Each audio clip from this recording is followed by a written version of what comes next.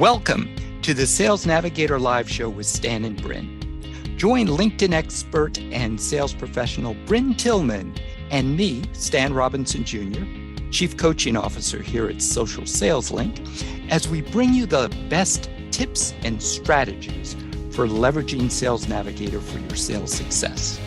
Enjoy the show.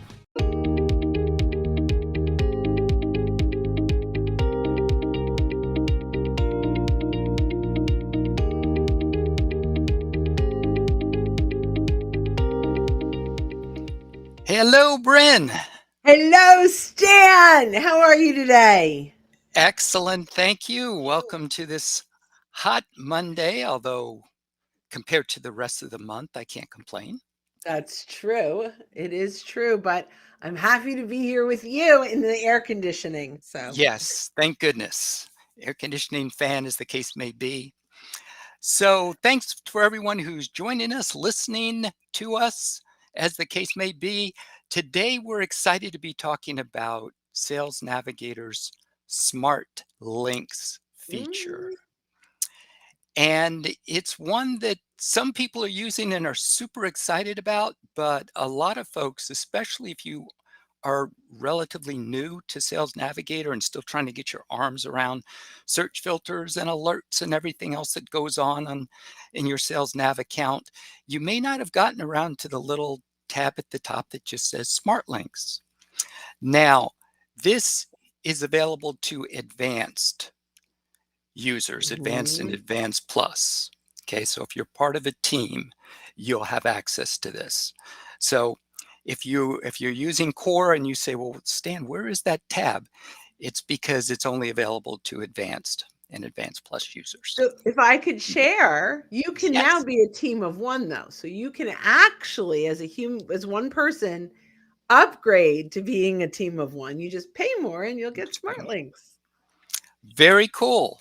But what you lose, and this makes me sad because it makes very little sense, you will lose LinkedIn Learning when you move from core to advanced. So you're going to have to balance out which one you'll use more.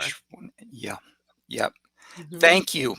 Yes, sometimes it's a little bit hard to figure the logic, but it is what it is, as they say.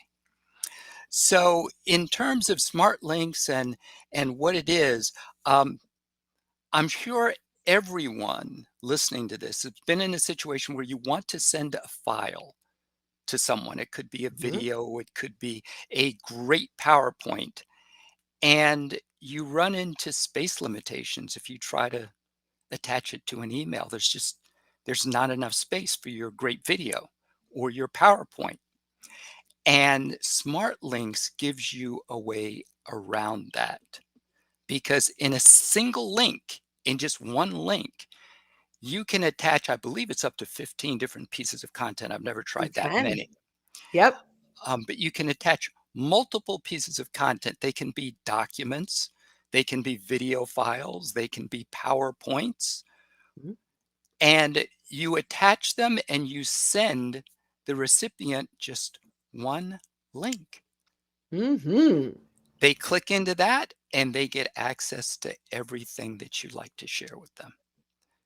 So it is a beautiful feature. Brynne, I know you've been using it for quite a while. Yeah. And you love it. I love it. I would say it's probably my number one true trigger of buyer intent. So in all of the prospecting that I do, so here's the beautiful thing. Everything Stan said, and when they click through and look at it or download it or click through, it reports to you who's there. Now, this is one of the things I love. I get the link from Stan and I forward it to Bob. So I look at it and now Bob looks at it and Stan knows that we both looked at it, even if he didn't send it to Bob. So anyone that is logged into LinkedIn, it will attach their name to the activities that they do. If they click through it and they're not on LinkedIn, it will actually ask them for their email. Can they give you a spam email? They certainly can. Yeah. And I've had it done. So they can know that even without their information, they can access it. But it is really powerful. And, I have, well, I'm not going to start my stories because you've got a very good structure and I have stories behind the structure. But before we get to your 7, smart links, oh, so this is Gunner, have become one of my favorite features in Sales Navigator.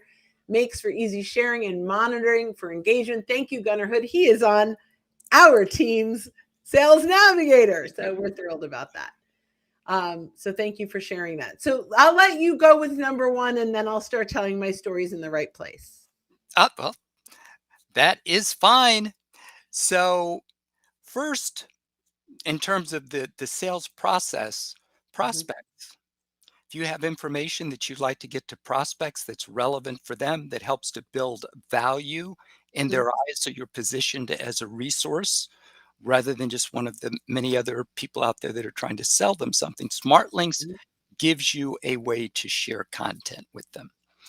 So we want to start with that one, Brynne, and Yeah. So let's say you have lots of different persona. You sell to maybe marketing leaders and Mhm. CROs and maybe even technology. You've got all these different people. You should have a different smart link hub for each of them. They all want different kinds of content. And it allows you to really send them what is important to them in their role. Now, the key here is it needs to be value. So typically, if I'm going to have content, maybe I've curated a piece of content. Maybe I have a podcast that I was on that I want them to hear, right? That might have value. Maybe there's a checklist I want to give them. Maybe there's a link to schedule a call with me almost always in my smart links, right? Want to chat? Here's the link, right? So this is really a hub that if you are talking with someone, you can send it. Now, you can create an unlimited amount of hubs. So there are times where I will personalize a hub specifically for a company. And now the deck that I upload has their logo on it, right? And so Yep. we can totally personalize this. And the interesting thing, not to go completely like squirrel on you, but the in mail, when you go to send an in mail, there's actually a place to create a smart link just for that person. So LinkedIn encourages it to be hyper personalized, but if you have basic hubs, then you can send that over and over again. And when we talk about presentation, we'll talk about that in a minute. But the one thing I miss, so this used to be called many years ago, LinkedIn. No, I don't remember what it was called. Anyway, it doesn't matter. Why am I blocking? Okay, it was something Yeah, else. A point drive, point drive, point drive. that's right. Okay. It was Yep. point drive, right? And so when it was point drive, there was a feature that you could go in and duplicate a smart link hub, and that is not in smart links. SmartLinks. So it's the one thing I miss deeply because I would love. I used to have a base like general thing, and then I would duplicate it and then just add something customized to the first piece of content. But it's not Yes, there. not anymore. Okay. Well, note to the product team at Sales Now I because they, love it. It's so easy. yeah, yeah. Oh, can I say something Oh, else to yeah. the product team? Another thing that went around way. So we have 4 members on our advanced sales navigator team. We have Gunner, we have Stan, we have Bob, and myself, right? We used to be able to create a smart link and share that smart link with our team members to use, and that's gone too. So I create one and say, "Hey, Stan, I think your people would love this." And you'd be like, "Thanks, Brynne." And it would just come over and it would say it's now in Stan's list. Anyway, product team, listen to us. We miss these things. Okay. Yes, yes. So all good stuff. Now, one thing that we just alluded to were presentations. And there are Yes. a lot of different contexts when you can use presentations. I mean, if you're going to give a presentation, you can send a smart link for yourself that you can access, because anywhere you go to give a presentation, normally you're going to have internet access. And although most of us will bring a thumb drive just in case, Just in just in case. case, but also presentations, if you share a presentation with a prospect and they say, can you send it to us, because I have other people I'd like to share it with. So Brynne, your thoughts on presentations, because that came up. Yeah, I love this. So, couple things. Let's start with the presentation live. I'm on stage, I'm on Zoom, and people are listening to me speak. And the number one question you get is, can I have a copy of the deck? So, create the deck plus your calls to action and other resources and other things. So, we have linkedinlibrary.com that is available in my smart link. So, I have the deck, but then I have other resources that get them on the email list, that get them to be able to schedule a call with me if they're interested, right? So there's lots of different reasons to do this. So what do? I take the smart link and I will create a QR code for it. And I create, in fact, I'm going to do this. I know that this is also going to be in podcast, so you won't see the QR code, but I'm going to paste. So typically you guys can see what I do. If you go to socialsaleslink.com/deck, for those of you that are listening, and for those of you that are watching live, if I'm going to stick the QR code, this is essentially, if I were live, I would stick on the screen a QR code so that they could go up and they could scan the QR code. And this would bring them to the smart link, which would tell me that they were there and I could see. So even if they didn't do anything else, at least I know who was in the audience, who scanned it, who came in, right? And if I don't have a QR code, socialsaleslink.com/deck. Now, if you get on this now, it's going to be a little bit outdated because I didn't do it live for today. But this is what we do, right? And so I update this with a new deck every single time. And there's lots of resources there. So when you're in a presentation, this is a great way, especially if you're not going to get a list of the people in the audience. You'll see some things. So that's just my thought right now in how to handle using smart links. Give them the deck plus a whole lot of other stuff. Yes, because I know all of us have heard, hey, can I get the deck? Where's the deck? Et cetera, et cetera, et cetera. Yeah, you can have the deck. And sometimes I start with the number one question I get is, can I have a copy of the deck? And I start with that.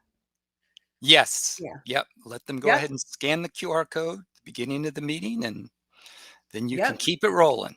Right. Good deal. Well, one of the most powerful aspects of smart links, and once you try it, you'll say, oh, this is sweet, is getting notified every time someone looks at what you sent them. So it's like, hey, you have a lead. Here's someone that you should talk to. And proposals are one other use case where smart links can be super valuable, because it allows you to get some visibility into organizations you might not otherwise have. So Brynne, yep, I know you've used it for that.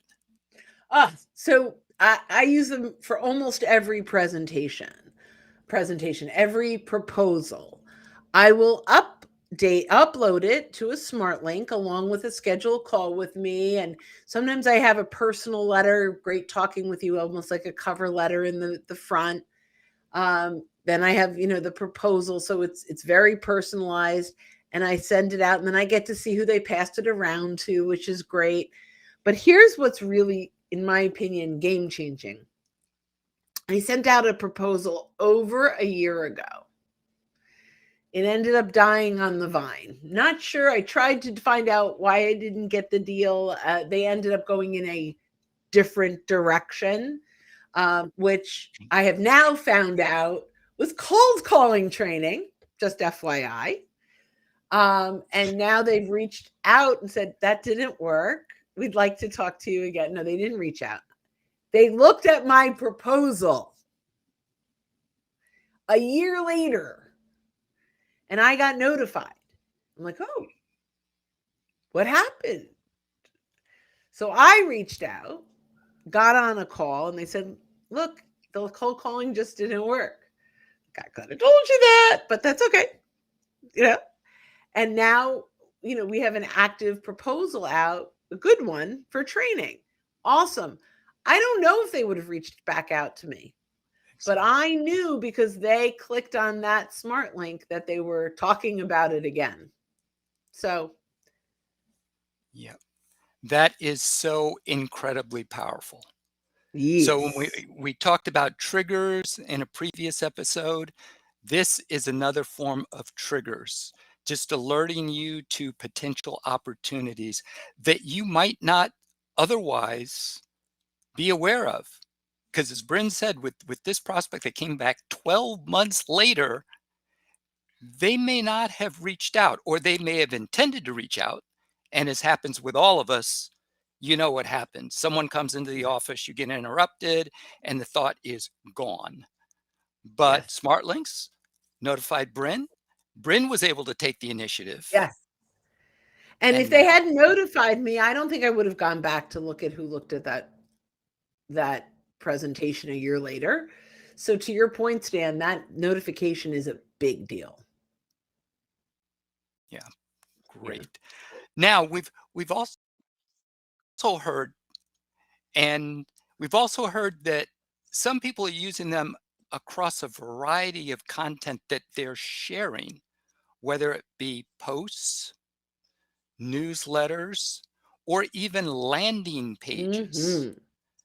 So you're only limited by your imagination as far as where you start to use these. And of course, as I know we have Gunnar on the call, and he always says, if you have an idea, test it. Yeah, I love that. Test it. Right. Yeah. So smart links is a great thing to test. You said a couple things, Stan, I just want to touch on. A newsletter is great. Now, if you have a newsletter that's going out inside of, your marketing campaign, you may be able to see who's looking at it. But if they forward it to someone, you start to lose visibility. You never lose visibility with smart links. Whomever is clicking on it is who that and they're logged into their LinkedIn, which most people are always logged in. You have full visibility. So I love have a newsletter, and then a call to action is to download a resource, a checklist, and then use smart links to do that. It is a soft gate, right? So we talk about gated content where they have to give you their name and their information. They are accepting through LinkedIn that they don't read it though. They just click yes, and so it's a soft opt-in. And then typically, if I do that, I'll have a harder opt-in in the smart link, right? So I earned the right, and now I say, you want more? Here's another link, and now you go onto my email list. So there's a lot that you can do, because a typical newsletter, even on LinkedIn, you don't have visibility into who's engaging on it. And this will help you if they're not active commenters or reactors, you can miss them. But if they're lurkers, they still may want to download or get more content. So that can be really helpful. You also mentioned on landing pages. Now, I'm open to this, to a discussion on this, but my gut tells me no. And the reason I don't want it on a landing page is I've already done the work to get them here. I don't want them to leave my landing page to go somewhere else. And I don't want more than one call to action. So generally, I would say on the landing page, I want their email. I want their name and email to get something. But whatever they get in their download could have an additional resource in smart links so that you can follow that. So we have a wonderful participant. This is any suggestions also on buyer intent, or you'll prepare another great episode. So we love buyer intent. This is a buyer intent, right? How many times they look at it. And you can see they looked at it 7 times. They looked at it twice today and 3 times last week. Exactly. 5 people in the organization looked at it. So you can really get buyer intent. And you can choose whether you want them to download something or not. Many times I do not offer the ability to download the proposal. So they have to pass on the link in order for someone else to read it. So, there's a lot of buyer intent in there. I would say, to answer this question, you want to be very strategic at what content you're putting in the hub and recognize if someone is interested in this, there's a good chance that they're interested in that. So don't randomly create hubs, really brainstorm and identify what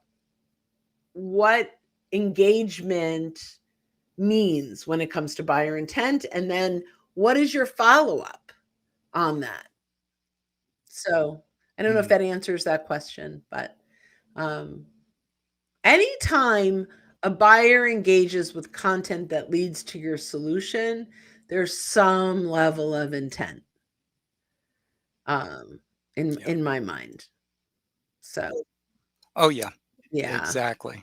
Because people are so busy today, Mhm. they will not be taking any time to look at something that is not relevant. Yeah. So even if it's in the back of their So we mind. gotta thank you. You are very welcome. Super. Yes, and thank you for the question because that's exactly what we're That's what we're looking here for. for.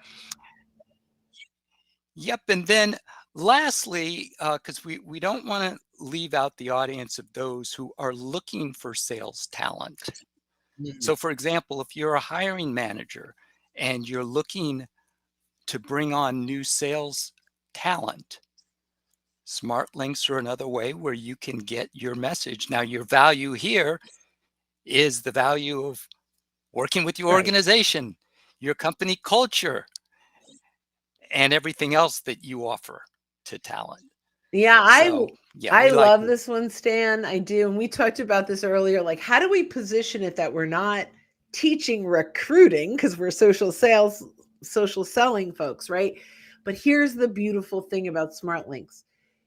If you reach out to a salesperson who's making good bank and is pretty happy, and you say, "Hey, I'd love to share a new opportunity with you," their chances are they're not going to hop on a call because they're getting recruited all the time. Passive salespeople get recruited. Active salespeople, it's tough. But passive salespeople, the sales leaders want to talk to, because if they're killing it at the company they're in, they want to bring them over. So, how do you get interest without them having to hop on a call with you? So, as a hiring manager, if you create a content hub that it might be um, content around how to get more, how successful sales professionals get more client referrals. They go, I'm a successful person. I want more client referrals. So this isn't about pitching your company or pitch this. This is about just getting on their radar and seeing how they bite. Then maybe you have then or you could have a poll that you link to it if you want them to answer a poll. You can or it may be the trigger is if they look at this, we send them the poll to vote on. But we could also put in, maybe 5 ways sales professionals are negotiating better payouts. Who's going to be interested in that?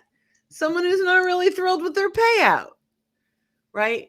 How about commission, the new culture of commissions, how strategically the top companies are, are paying their sales folks, right?